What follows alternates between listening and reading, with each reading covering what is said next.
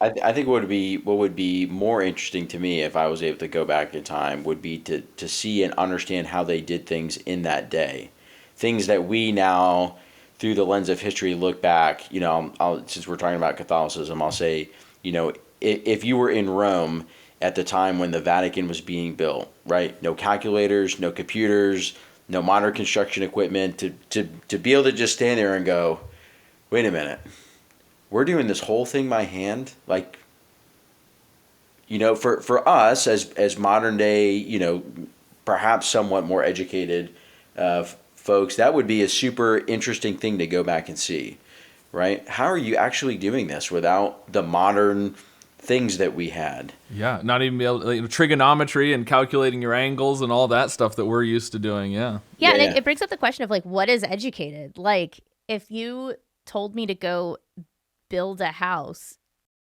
I mean, today I might know where to look to get information on how to do that. Yeah. But if you put me in when the Vatican is being built, no idea, none. I'd be completely useless. yeah. I also think it brings up the question of what type of education is valued at what points in human history, right? And I think there's been some, sinusoidal uh, ups and downs of that. And I think, certainly the Industrial Revolution period, we saw that if you were, considered to be educated, you had a trade. You could do something with your hands, right? You were a machinist or something like that.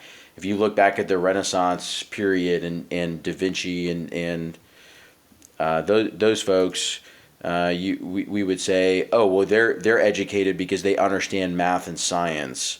And I think now it's kind of interesting that we find ourselves in the sort of questioning of what does educated really mean? Is it mean you have a 4-year degree from a university, or if you are an electrician who graduates from a trade school and then goes on to become a master electrician?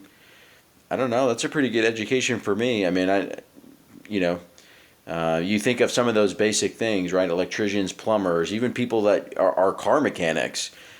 Yeah, and I think some people think of educated as like knowing lots of things, right? Oh, they know lots of facts. They're educated, but I know some people who are good at memorizing things, and they've got all these lists of things that they could just spout off the years, the dates from the history. Oh well, this was in 1523, and then in 1525, this, but they don't necessarily understand the why or the concepts, or how to apply that list of knowledge to other things. And so, are they more educated, less educated? I don't know. Yeah.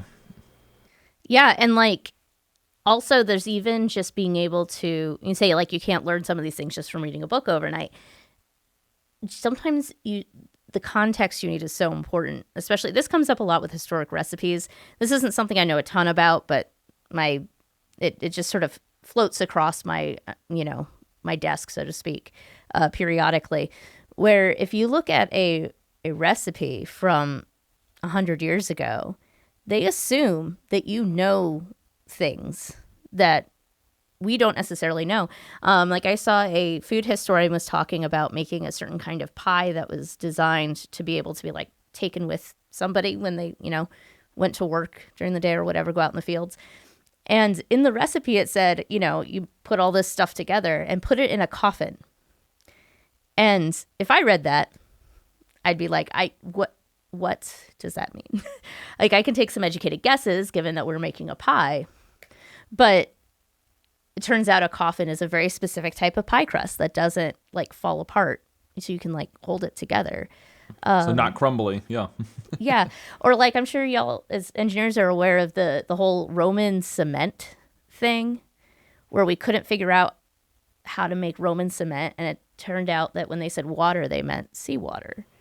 Mm-hmm. And they didn't bother to write down seawater because that was the only kind of water they had, probably. Or just like or they when just you knew wrote to use water it, in yeah. that context, they knew that's what you meant. Well, and I've seen recipes before where it'll say something like make a roux to start off. Yeah. Well, a lot of people don't know what a roux is, right? Yep. But it's sort of assumed that you know how to do that. I tried to make a quiche once and it came out watery every time. I couldn't figure out what was wrong. And it turned out the recipe, it's when it said milk, it meant whole milk. Yeah. And it being, 2008, I had 2% milk like everybody else. But it doesn't work with 2%. You need all that fat.